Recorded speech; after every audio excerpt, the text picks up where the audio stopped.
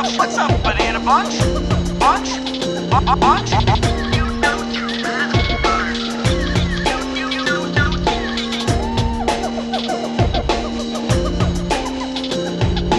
Welcome to the Jungle Gyms podcast.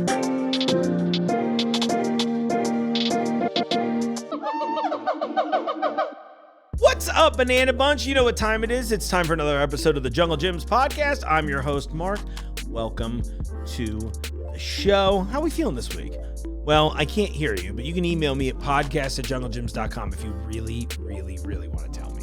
I promise I will at least feign interest while reading it. Now, it's a wild week here. We've had a lot of fun. You know what? Before I go too far into this, last night was Food Fight 513. So if you aren't all familiar with that, it was something that was invented a while ago here in town. The way I describe it to people is it's kind of like a loose version of Chopped, right? And so friends of the show, Christian Gill, you know, you've seen him a bunch. And then actually last year, they came on, he and his cohort on this, Kayla Robinson, excuse me. I want to make sure I'm not adding the extra N there. But they came in and we did a whole bit together. Anyway, last year I didn't get to go because I got COVID like the week of the show, so that was not fun for me. But this time I finally get to go. It was really cool. So again, contestants go and they are effectively put into a Chopped type scenario where they are given mystery items and told to cook something, right? And what's cool is that when you go to this event, you can choose to put your name in the hat and you'll be drawn at random and you don't know which it is, right? Because you can either get drawn to judge or you can get drawn to cook. But it's the same bucket. So there's a lot of people like, I just want to judge. Well, too bad.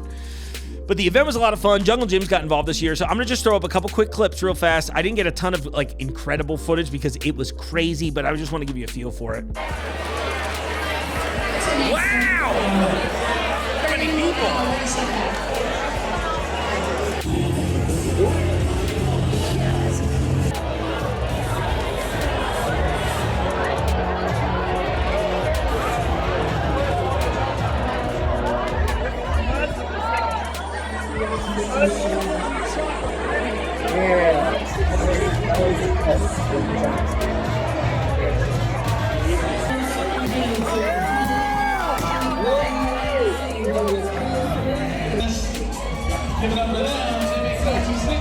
But what an amazing time. It was really cool and a lot of fun for me to go out there and just really, I like being involved in any creative scene like this. And it was really cool. There's no drama, no BS. Everybody was really happy and supportive of each other. It's cool. It's very refreshing to see that. I really hope more scenes can take that away. So I wanted to first off congratulate Christian and Kayla on their excellent hard work putting this together. It was incredible.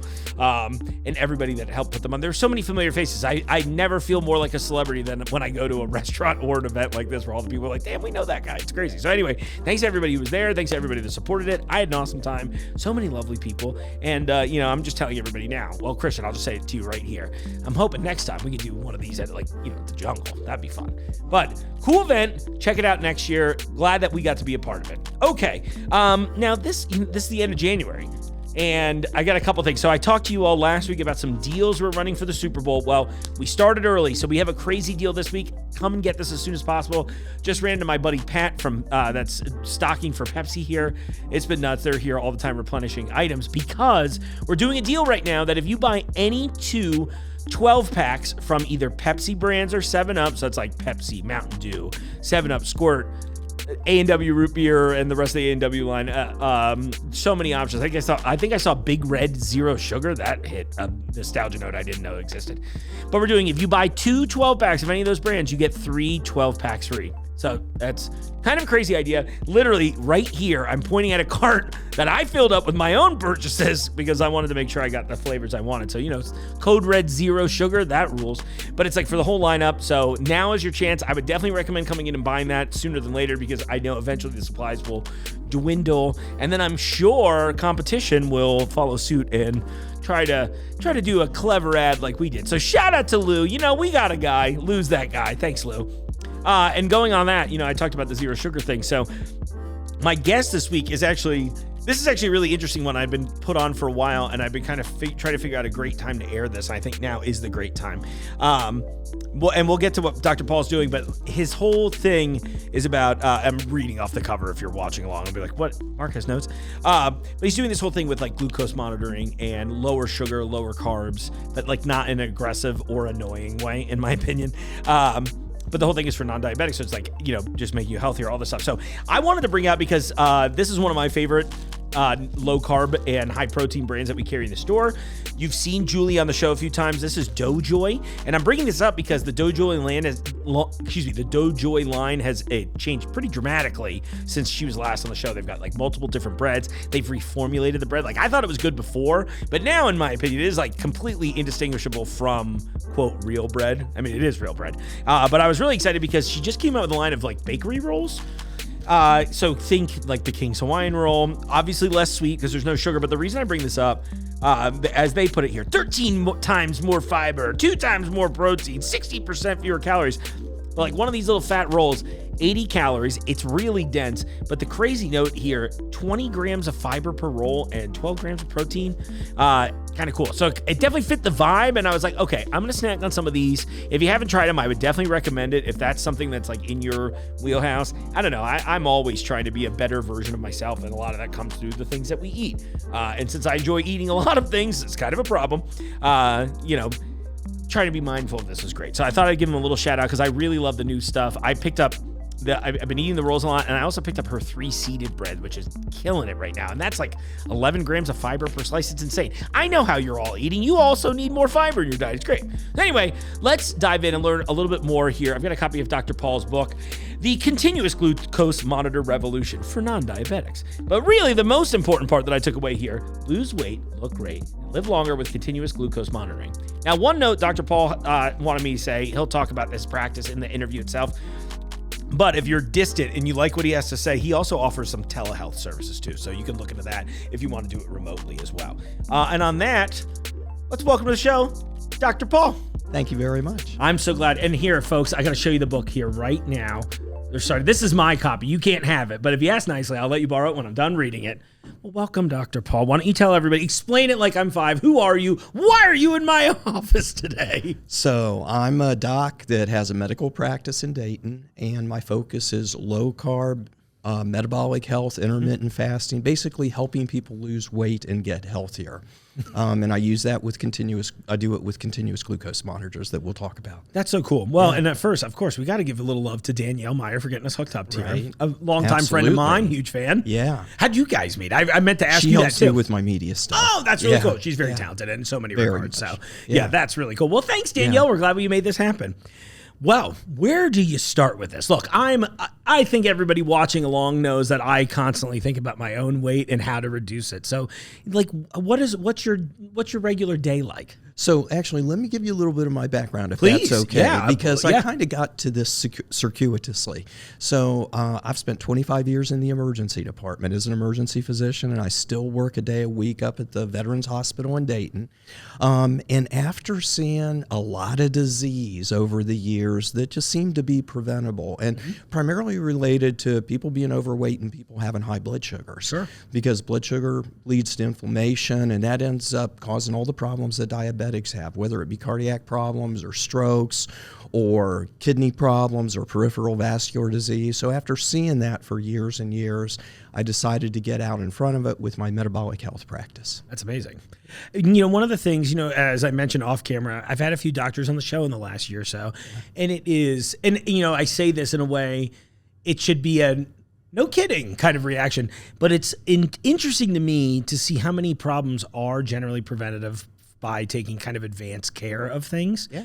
And it's wild that, look, I'm not absolved from this this tirade I'm on, but it is kind of, maybe, I imagine it might be a little frustrating in your space just because so many things are things that you can just kind of get ahead of and prevent a lot of problems in your life. Yeah, a lot of disease is preventable, but we've been kind of led down the wrong path over the years. So I'm sure. I'm going to give you a little historical perspective if that's absolutely. okay. So again, I'm a low carb guy, so we're talking about low carb. You know, you got a charcuterie department and a meat department here and a cheese department, and so you know you got all kinds of low carb and keto stuff here. Yeah. But my perspective is what happened back in the 70s and 80s is we kind of turned from you know the traditional diet in America of eggs and meat, and we were told that was all bad. Now Right. we had to avoid that to avoid cardiac disease. And we went to the food pyramid, Yeah. which the foundation, of course, was carbs, was grains and breads and that type of thing. And if you look at that, that was kind of an inflection point because we went, and I'm not going to get too wonky here, but we went from. I mean, you can get a little wonky if you want. I mean, okay. Well, you open pull me platform, back baby. from the I will. edge. No, Okay. I honestly look. I tell everybody this. I'm like, sometimes the show is just for me. You know what I mean? Well, we went from 25% carbs in our diet and 50% fat and about 25% protein. And overnight, we switched that when the food pyramid came out. And we were told to eat 50% carbs. That had to be the foundation. Well, if you look at the curves in terms of the prevalence in the country of obesity and then diabetes, that's when that took off. So when we're talking about low carb, we're really just talking about the traditional American diet for hundreds of years before we were told to follow the food pyramid. Right. Yeah. It's really interesting to think about that too, because, again, I was raised in the era of the food pyramid, right? And so that was all we knew.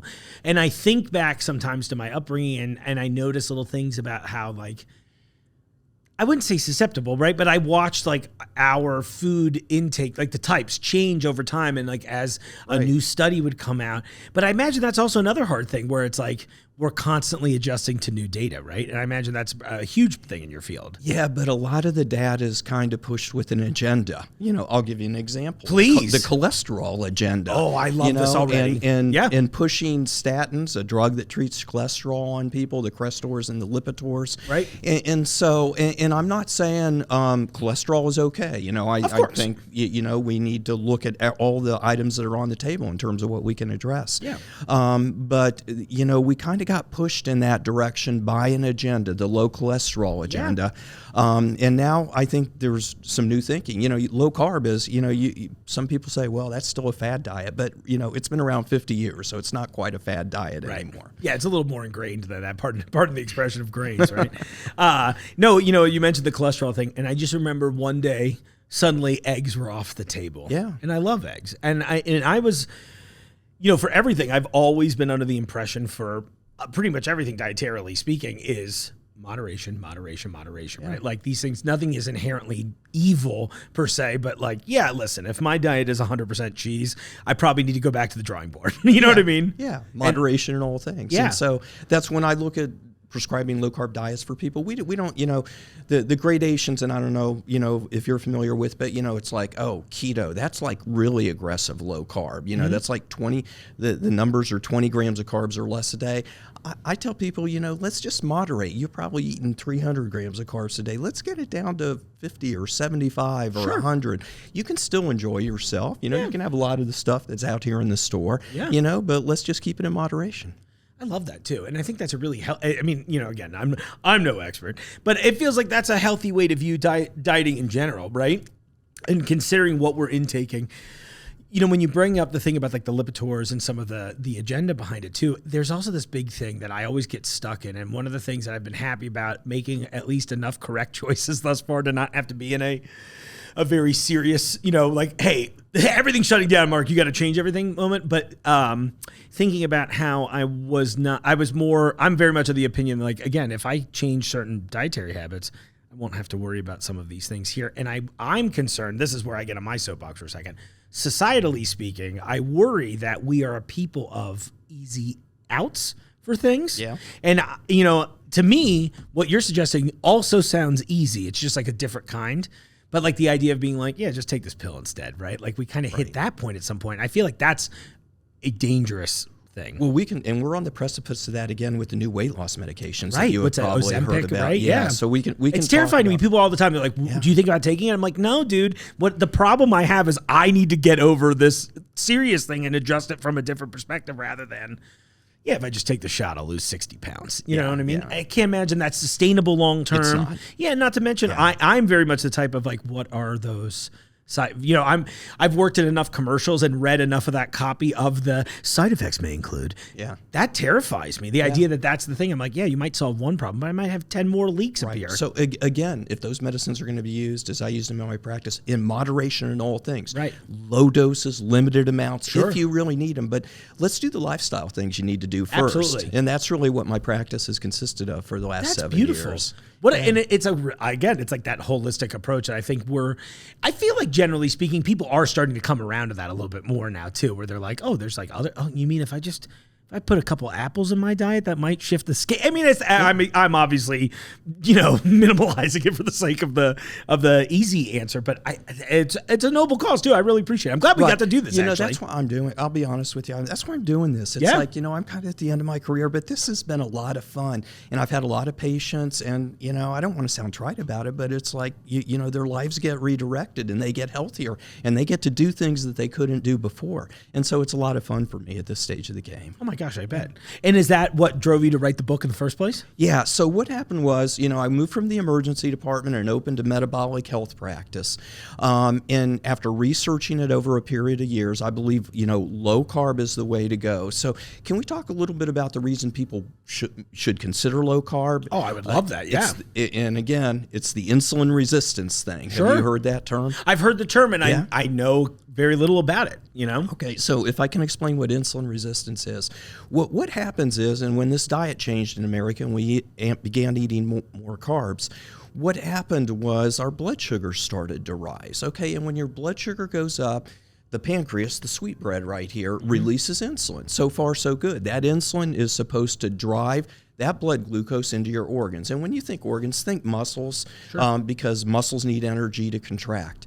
But if the blood sugar stays too high for a period of time, the pancreas keeps kicking out the insulin, but after a while, those muscles say, hey, we got all the energy we need here. We have plenty of glucose. We have plenty of stored glucose. We don't need any more blood sugar. Right. We aren't going to listen to you anymore, insulin. We aren't going to listen to you anymore. And that's what insulin resistance is. Okay. The organs are resisting the signal from insulin.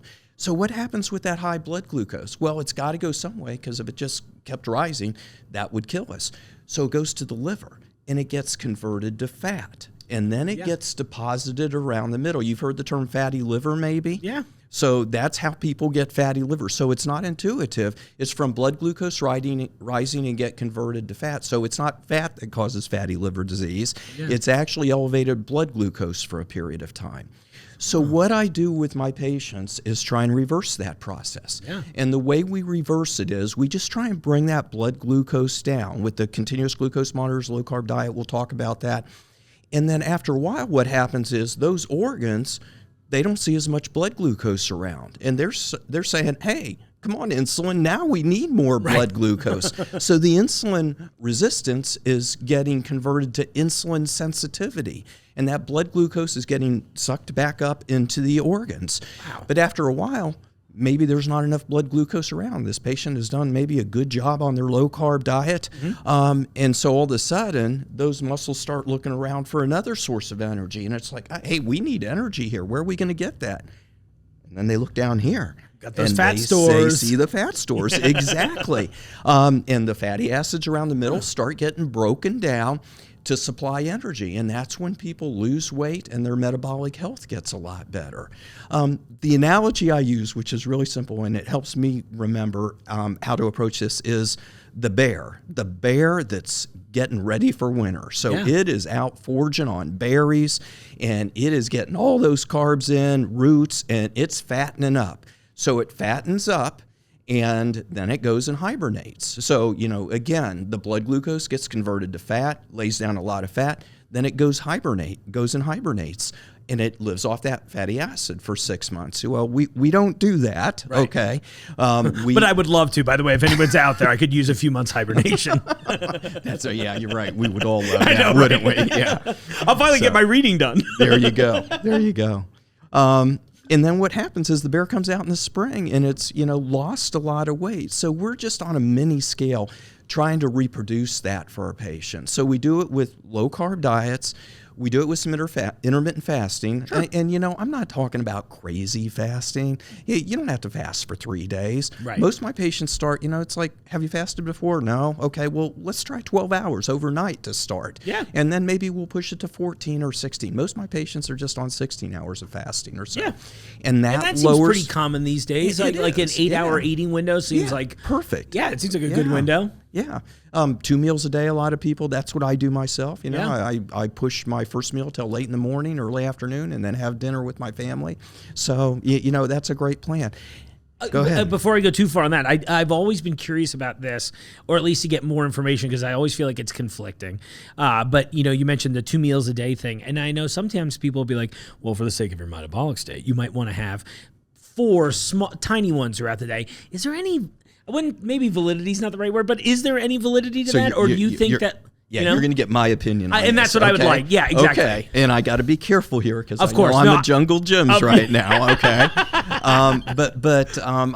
I think that the 4 meals a day doesn't have a good scientific basis. Okay, and if you think about it, think about our history. Yeah, it's like what happened in the times of the caveman. Well, it's like you'd go out and you'd kill a woolly mammoth and you would feast. But then maybe the hunt wasn't so good for 2 or 3 weeks and you would fast. Yeah. Same thing in terms of agriculture. You would have maybe a great year. Sure. And then you might have a famine for a year. And so, the natural state, I think, for us is to intermittent fast. So I think it's a good complement to a low-carb diet. That makes perfect sense to me, too. And I was kind of, I feel like I'm always so back and forth. And then anytime I ever make the mistake of saying to somebody in my personal life, I'm like, I'm trying to lose a few pounds right now. They're like, oh, well, have you eaten something once an hour? I'm like, I don't know if that's necessarily the move, and because I had some success in the past with the intermittent fasting. It's one of those, like, when I remember to stay on it, it seems like it works really well. And it does seem to make, for me, I notice a lot of things just like mental sharpness in those moments, That's a whole other place we could go with this discussion. Yeah. We'll get there. I have a feeling. All right, let's come back to that. Yeah, please. Okay? Of course. Yeah, so I just think that intermittent fasting is a good complement to a low-carb approach. Yeah. And then the third component that I really stress, which might surprise people a little bit, is strength training. So this is going to come back to the physiology. Yeah. If you can build your muscle size a little bit, then you increase the quality and the receptivity of the insulin receptors on your muscles that we were just talking about. Right. They soak up more insulin, soak up more blood glucose. That helps moderate your blood glucose as well. So kind of the third leg of the stool is strength training. And I admit it, I do TikToks. Okay? Good. I do TikToks. Welcome to the family. I fought it for years, and eventually I was like, oh, I love this, actually.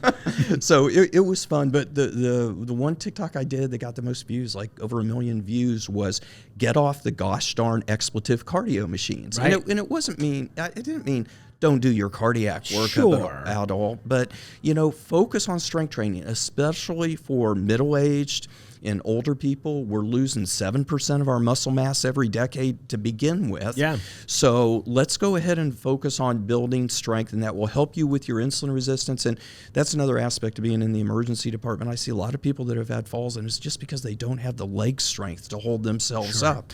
And so, keep up with your strength training. The old joke is include your lower extremities. I don't know if you've heard the joke. It's don't skip leg day. Yeah, of course. Don't skip leg day. And that's the foundation. True. It's like that. Work up to the core. I mean, I feel like there was a lot of, I hate to use the term misinformation because obviously I'm no expert, but from my opinion being that there has been misinformation on like what the best move is. And I felt like for so long, traditional people, like not traditional people, but like, if you weren't speaking to somebody that was like a strength trainer, right? They were just like, hit the treadmill for an hour and call it a day. And then when I started working, this was years ago when I was in college, I worked with a bunch of functional fitness instructors.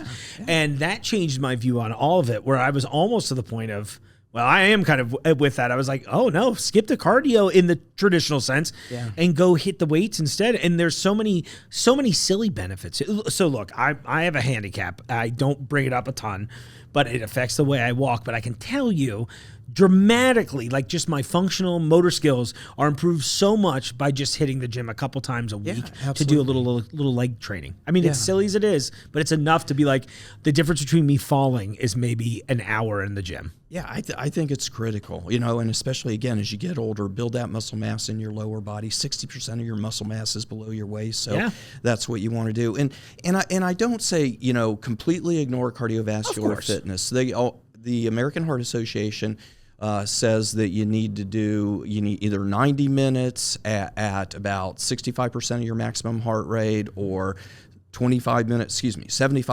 at about 80% of your maximum heart rate. Get that in, but you can get that in 75 minutes a week. And then if you're working out 3 or 4 hours a week, spend the rest of the time doing your strength training. I used to do a lot. I had one trainer who was like, if you really hit, because of some of my handicap, like the treadmill's almost out of the equation. Some of the bikes are okay, but there were a lot of things. She's like, you know what you could do? She's like, you could just do a much more physically rigorous, lower weight regimen that would provide you some of that cardio action, and then you're kind of getting the best of both worlds too. Absolutely. That's, low weights, high reps, and that's a little bit what the high intensity interval training thing is that you hear about so and that's much. So huge now right now. I feel like intervals are big right now. We've got it in intermittent fasting. We've got an interval training. All kinds of intervals. But it makes sense. And one of the things I'm picking up through this already, and just in the few minutes we've already been talking, is that there is sort of this, it's like society, technology, the comforts of life changed. But at the end of the day, we are kind of still the animals we always were in a physical sense in a lot of regards, right? Yeah. And I'm sure some of that has changed, obviously. But like at the same time, I think maybe we were too quick to lean into like, oh, couches are cool, versus going, hey, listen, like you said, hey, when we used to do a hunt, you'd eat that one big meal. And then, it might be another couple of days before you had something good in there again. So it's eye-opening already. We're not even 20 minutes in. Good. I'm having as much fun as you are. Good. I'm glad. And if you look at that, one thing I mentioned to some of my patients is if you look back, it hasn't been that long over this period of time you're talking about these changes. If you look back at a movie or a photograph from the 40s or 50s, you don't see the degree of overweight people than we have today. Yeah. So, I again think this kind of approach is really just getting back to traditionally what we've done for a long period of time. It makes a lot of sense. And, I got to say, now that I am surrounded by food all the time, one of the things that's really refreshing to me is I am seeing this slight movement towards maybe moving away from a lot of the processed stuff, which I think that's obviously another trapping of modern society versus I mean, hell, even my parents really didn't see as much of that as we're seeing, for example. So I imagine that's probably contributed somewhat negatively to the American diet overall. The whole thing's fascinating. Oh gosh, I seriously could sit here and just pick your brain for 12 hours. Well, so since you mentioned that, let's talk about that. Processed food versus not processed food. I walked through your store. It took me a long time, but I walked through your store today. Got the full tour today. And I guess full disclosure, I misplaced this on my calendar, so I've been embarrassed and apologizing to Paul the whole time since I met him. Yeah, we're all good. But, I see the produce. I see the meat department, the fish that's available. Oh, yeah. So one of the things is a simple guide that I tell my patients is just eat whole food. Eat as much whole food as you can, a little bit, the different from processed food, but eat whole food. And one of the keys I tell them is, look at the ingredients. And an example I'll give you is steak. Yeah. Steak just has steak on it. Right. It doesn't have a list of ingredients. That big produce department you have, there's not a lot of ingredients. Broccoli is broccoli. Exactly. Cauliflower is cauliflower. Both low-carb vegetables, by the way. But just eat whole foods. If you eat whole foods, you're going to be fine. Yeah, that's brilliant. On the low carb end, since you mentioned those vegetables too, are there any fruits either that we should be definitely avoiding in this journey, or at least minimalizing maybe, or are there certain ones that we should be focusing on? Because I feel like that's a question I just get asked every time I talk about trying to diet anyway. It's a good question. And again, I'm going to tread lightly here because I realize where I am. But, Mom told us to eat all our fruits and vegetables. Yeah. But, fruits are a little bit different now than they were 50 years ago. point. Because they're a little bit more engineered. They're meant to have more fructose, which is, the term is diabetogenic, can cause an increased rate of diabetes. Okay. And so you got to be careful with your fruits. But the go-to fruits that are higher in fiber and lower in sugar are the berries. Okay. Strawberries, blueberries, raspberries, blackberries, and that's what I tell my patients to do, for their fruits. You got to be careful with some of the other, fruits. Sure. I'm actually surprised strawberry made the list. I was in my head, I was like, this one feels too delicious to make the list. I know, but that's the list. The berries are the best. Okay, that's great news too. And that makes sense, and I'm sure I see it often a lot in like things around this where they're like, oh, make a little berry smoothie or something like that, using, again, just the whole fruits, but amazing. Yeah. Just watch the extra sugar in there. Yeah, of course. It's like, and I'm also sort of hoping that through attention to diets like this might help change the American palate overall, which I think I tend to find runs way sweet these days anyway. Absolutely. And I'm sure it's like that cyclical thing, like which came first, right? Did we start engineering the fruit to have higher fructose content because we thought it would be better for them? Or is it because we wanted something sweeter? Where does it start? Where does it end? Yeah. I'm very curious about that. And along those lines too, is there something that you see, because I don't know how deep you dive in on each patient's specific nutrition, but like, are there any, how should I say, just certain products that you see come up more frequently than the others that you tend to notice that are showing up in our diets that are maybe problematic in this regard? Well, I think convenience is a big part of it. That makes a huge sense. Fast food is a big part of it, and just convenience. And I understand people are busy. They're working, they're trying to take care of their kids, they're trying to get a workout in here and there. Yeah. I think it's just the convenience foods. And the patients that I have that do the best are people that think about it at the beginning of the week and do a little bit of food prepping. Yeah. We're going to focus on limiting our carbs on a daily basis, and I'm going to prep foods that really get me to that end. That's brilliant too. Yeah. Gosh, I love this. I was sitting here, I'm doing that awkward thing as I'm like thinking to myself, is like, oh, is this how I changed my life? Today? Do I have to thank Danielle for that too? Yeah, there you go. We all should thank Danielle for a lot. So that's so amazing. But can I describe to you kind of what I do when I bring patients in and how we talk about that? Okay. Because I have a feeling I might be one of those for you one of these days now. Right. So the first thing I do is I bring people in. First of all, I've got a select population. It's usually middle-aged, older people come to me. People that are, got a body fat of 10% or in the gym 5 times a week are generally not the person that gravitates toward me. It's really people that I can help. A lot of people have something called metabolic syndrome, which is a combination of being overweight, increased abdominal girth, high blood pressure, high cholesterol, and some other metabolic health problems, fatty liver disease, sleep apnea, that kind of stuff. Sure. So people come to me, and the first thing we do is we just sit down and talk. And we talk about their medical history. We talk about their family history, because if you got diabetes in your family, for example, then that's going to increase some concern over some potential outcomes.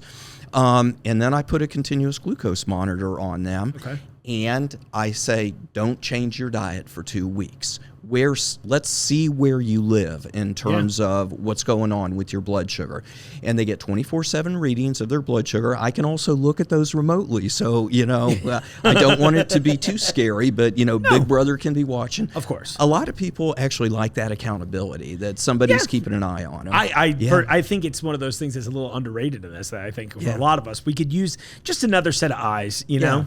And it's not like if somebody goes out to dinner, they get, I'm texting them, but if they're coming off the rails over 4 or 5 days, they're going to maybe get a little reminder of what's going on here. The other thing I do, which I think is absolutely critical, and I hope your audience gets this message and talks to their doc about this, is a fasting insulin level. You probably have not heard of that before, have you? So we're measuring that insulin that the pancreas is producing. And, we're so focused in this country on cholesterol, when the other reason for inflammation of the arteries, this vascular inflammation that drove me from the emergency department into this practice, is high blood sugar. Blood sugar attaches to the linings of the arteries and causes inflammation. And that's why people that are diabetic have those different vascular problems that we talked about. So I do a fasting insulin level on people, and we can calculate an exact level of insulin resistance based on their fasting insulin level.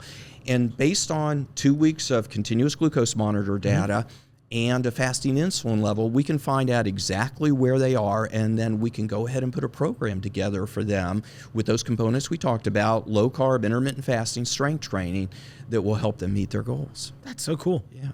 What a well-rounded and cool approach to this. Yeah, it's really just, it's basic physiology. It's really just bringing us back to really, I think, eating how we should be eating and being a little bit more active, of course. Yeah, of course. I mean, that's always a huge part. And, you made a lot of great points about the convenience thing.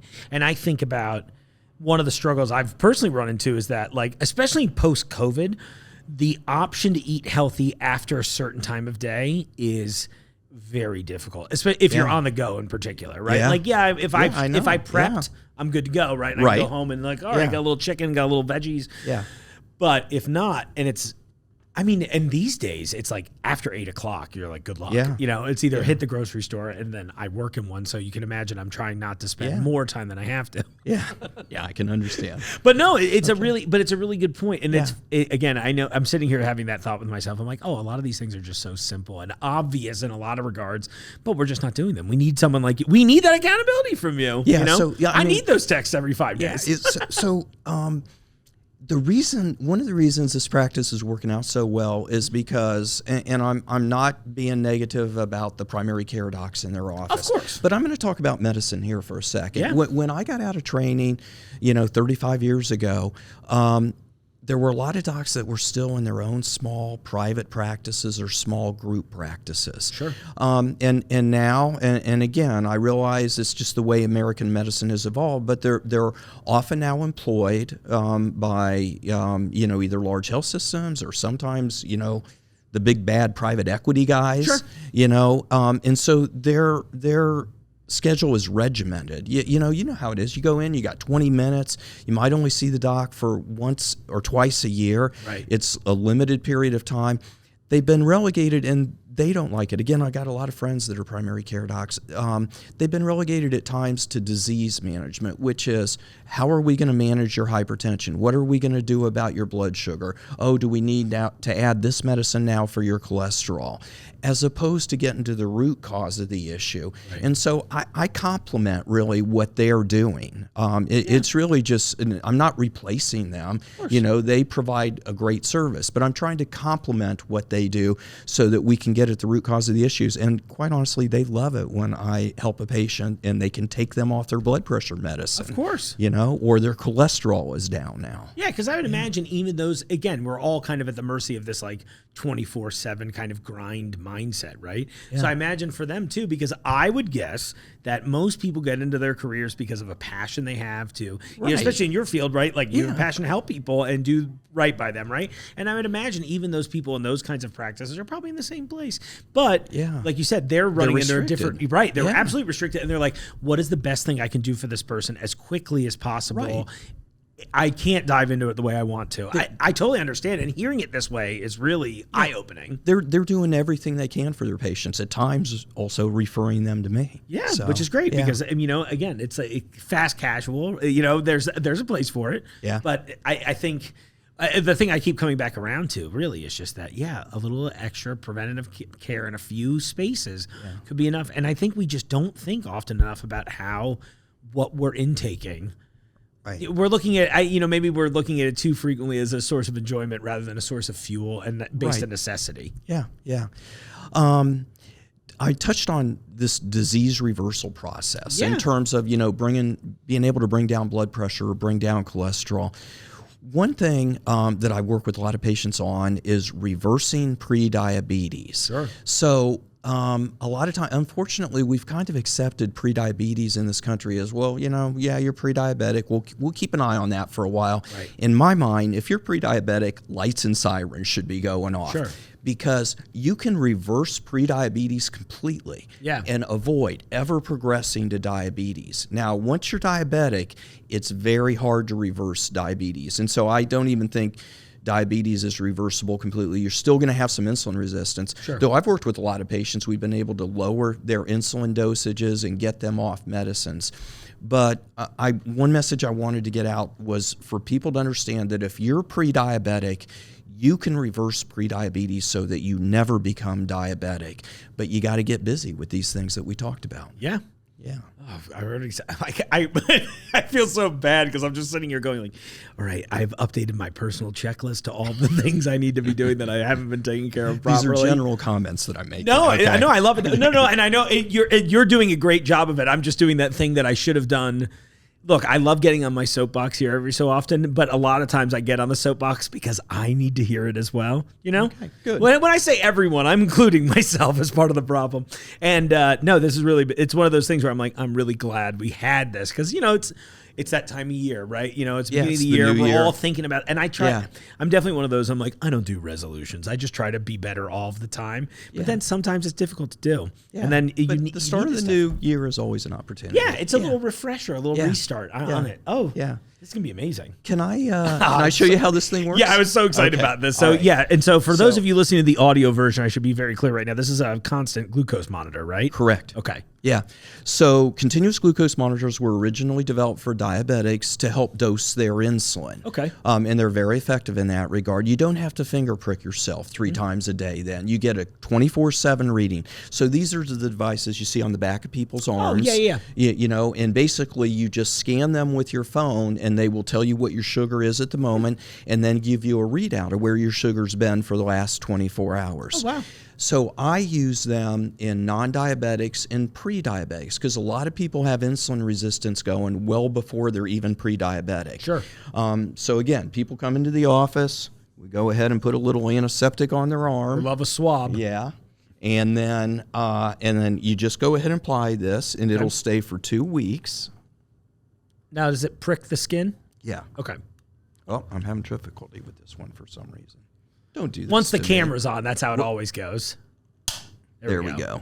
Okay. And then you wear that for a couple weeks, and it gives you 24/7 readings. Cool. So this is what the graphs look like, and I bought a few of various patients. So if you're trying to keep your blood sugar low, and again, we're trying to do that because we want to burn fat as opposed to blood glucose. Right. And I don't know if your audience can see this, but this is a low flat curve, somebody that's keeping their blood glucose, you know, in the 100 range over the course of the day.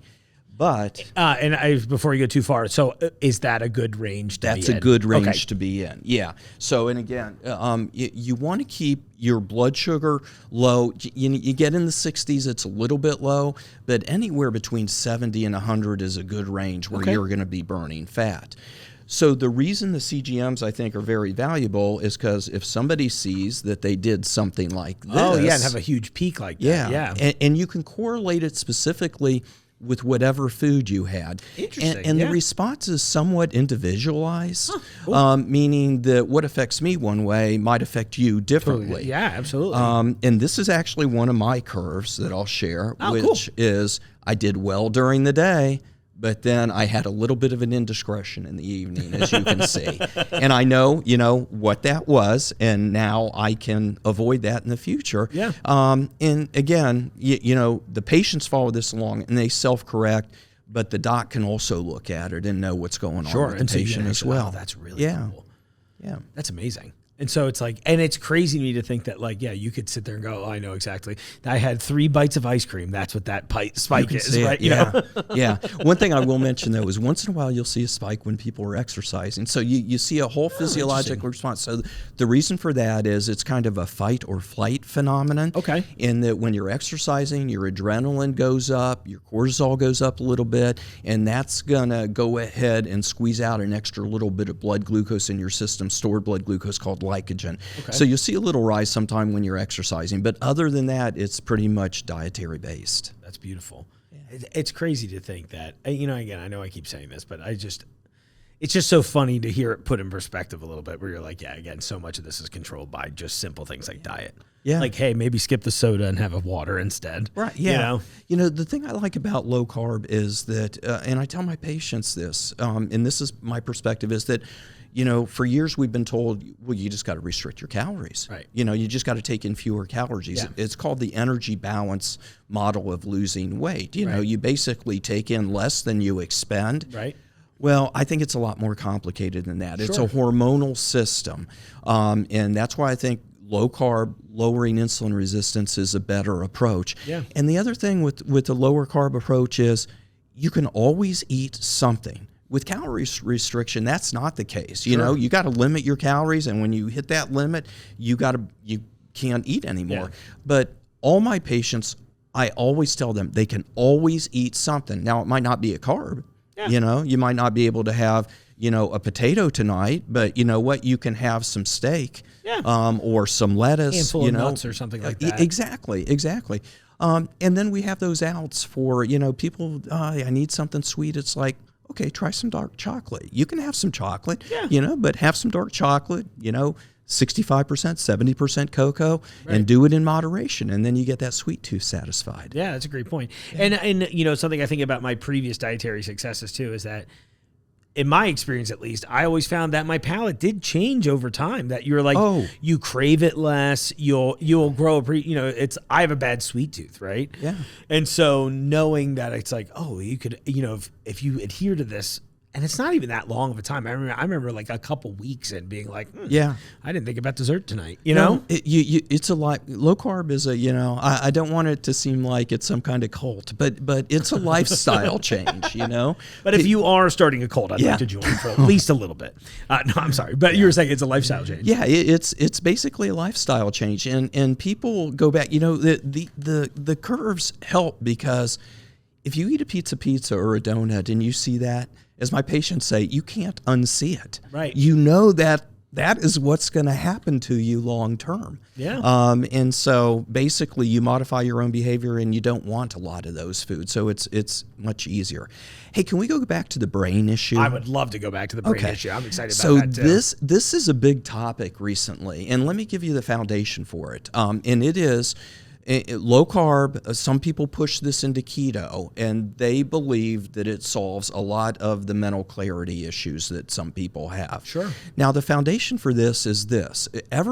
Before there were ever anti-seizure medicines, I'll let you know where I'm going with this, okay?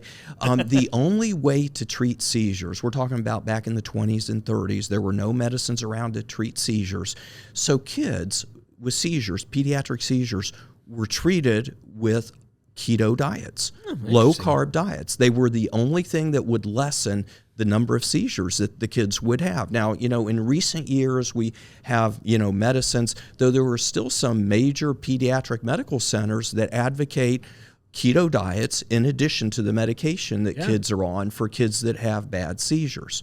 Well, there's been this whole movement in the last 3 or 4 years about ketosis being good for the brain in general, helping with the mental clarity. There's even a psychiatrist, a Harvard-trained psychiatrist called Chris Palmer. He's got a book out, Brain Energy, if you want to check it out, that says that ketosis can be helpful in not only mental clarity, but maybe even help with some depression, anxiety, even some bipolar problems. Now, you know, that's not studied thoroughly. It's kind of out on the edge there. At least for now. Who knows in 20 years, though, right? Yeah. It's, you know, I think occasionally we need to, and I'm sure there is research going on, but I do think that these little things that come up on the fringes, there's probably a little bit, maybe a touch of validity to it. Yeah. And then we should, why not find out, right? What's the worst that happens? We're like, I was wrong on that one. Well, you know? And that's the way medicine is, and it takes forever for medicine to adapt. I mean, I'll give you an example of that.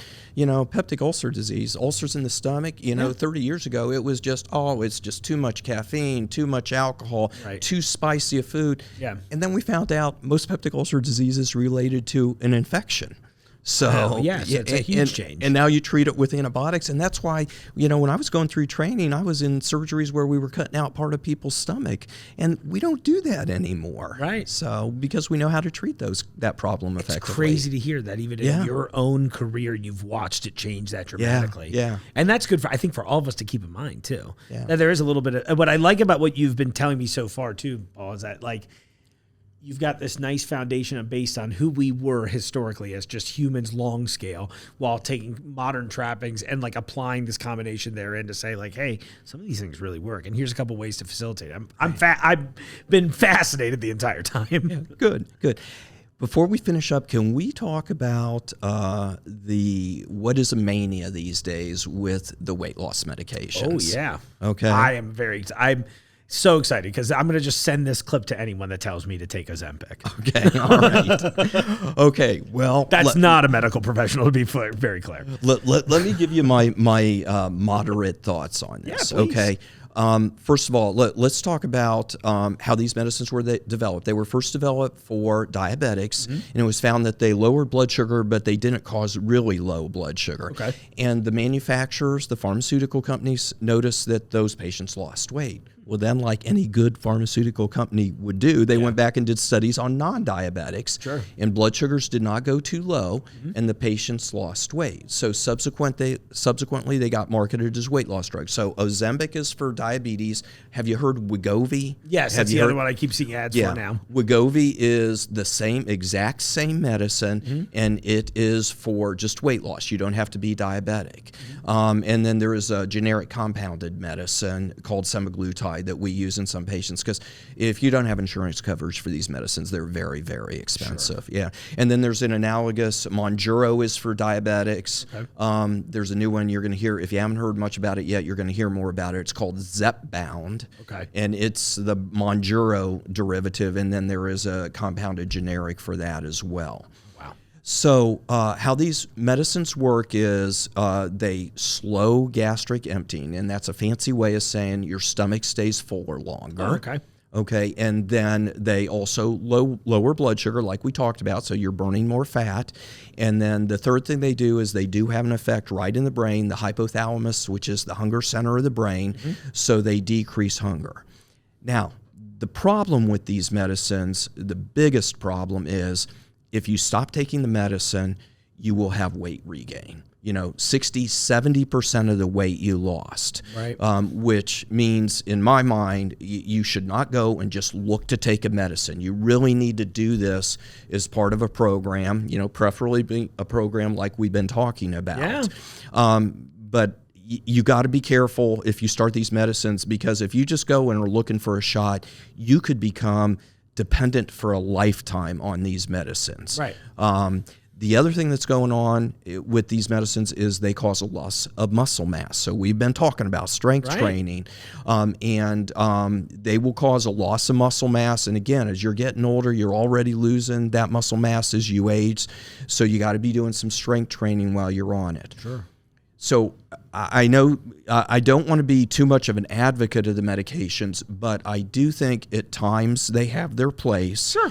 But in lower doses, so that you don't become dependent on them, and for limited periods of time to get a jump start, or maybe to work through a plateau in weight loss. But the goal always needs to be, if you start these medicines, the goal needs to be, what is the plan to get off these medicines? Right. Yeah. Okay. And it's the lifestyle changes and the things that we've been talking about. Yeah, I feel like we should view them more. Well, I always see the expression using something as a crutch, right? Yeah. And I'll always joke, I'm like, well, that's good. Crutches help people walk, right? But the thing is, you don't want to be on crutches your whole life. Like, the goal is that you're using that to get, like you said, get through effectively a plateau of healing in this specific instance, and move on to the next thing. I'm going to use that. Please, by all means. Great. Yeah, I get royalties on it, so it works out good for me. All right. Well, I know. I always thought about that. I forget where I heard it. I should admit, I know I heard it from somewhere else. That's great. A temporary crutch. Yeah, I mean, but that's it. That's really the best. I think about that for a lot of these things, where it should be that way, or we should try to view it that way. So that I love what you're saying, because we don't want to be reliant on that. Look, how many?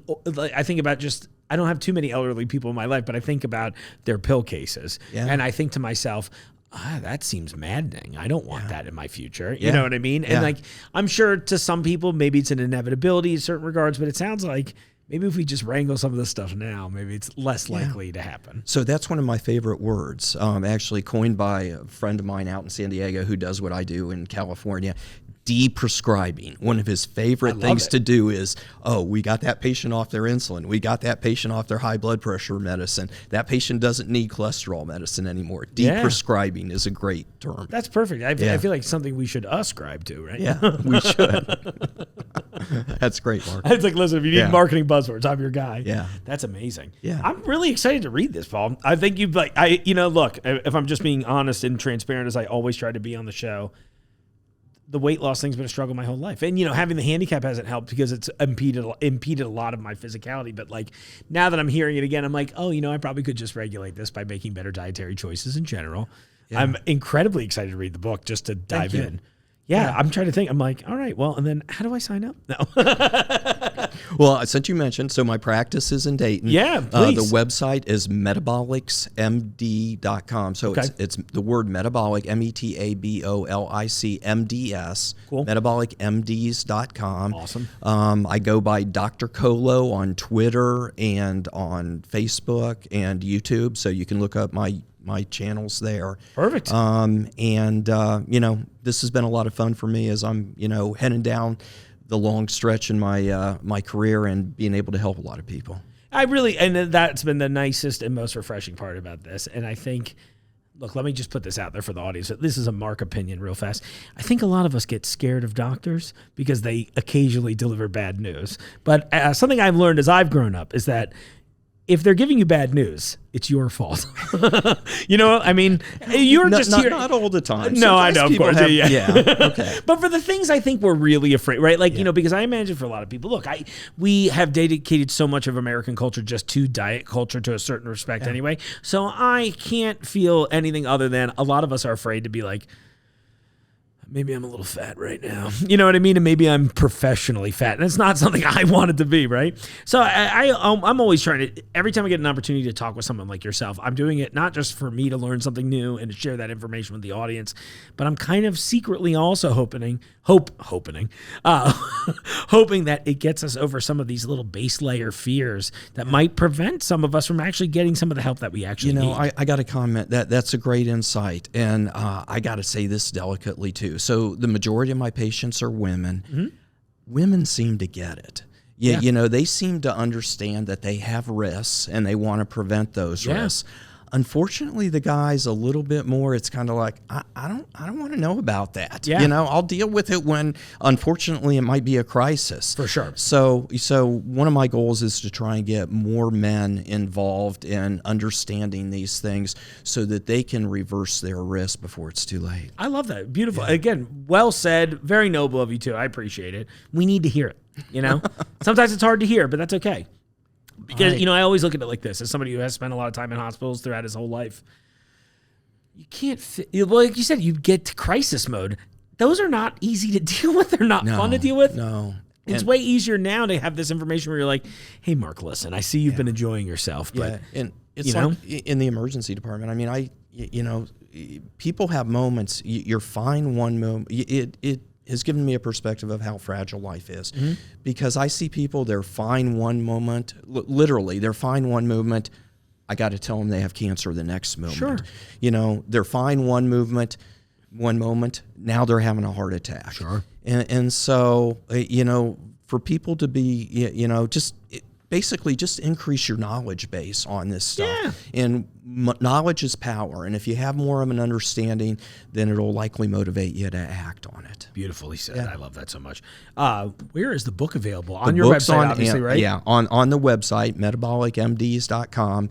And then also on Amazon. It's the best-selling book on continuous glucose monitors on Amazon. Oh, we should have led with that at the beginning. That's congratulations. That's really cool. Yeah, and if you can just go ahead on and Google continuous glucose monitors on Amazon, or my name, Kolodzik or Kolo will probably do it. And I'll put all the details in the notes too. So great. if you guys aren't spelling along with us, I'll make sure. And here's another picture of the book so you can see that too. It's I love it. Great shot of you on there too. You look powerful and calm. I love it. It's like 300 takes. I love it. Yeah, that's the best of those photos. And then what's always funny is when you get the proofs back and you're like, it's kind of the same photo. Which one do I like? Well, like maybe this one. Danielle helped me out with it. Oh, did she really? Yeah. Oh, well, great work, Danielle. Yeah. Look at that. We're just keep applauding for her too. This is so cool.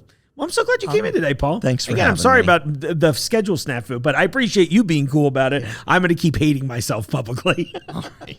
Thanks a lot, Mark. It's been enjoyable. Yeah, I look forward to having you back. I think I don't remember if we said that on air or off, but I do think it'd be fun to come back and maybe go.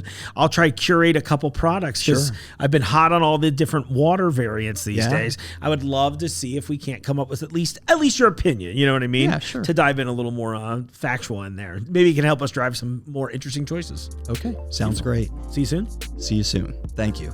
Don't you all love that you can watch a show like this and actually learn something too? And it's not just me constantly cloying, or not cloying, but like preying on you to buy stuff. I mean, I do want you to buy things, but I'm hoping that you'll be like, oh, that was cool and informative. And now I'm curious about what kind of fun things. So come in, get some fun produce. Hey, before we go too far in this too, I know it's the end of the show. Pickle Wars this weekend. Come out to Pickle Wars, February 3rd. It's this Saturday. We're doing prizes, giveaways. You'll see it all on social media as well.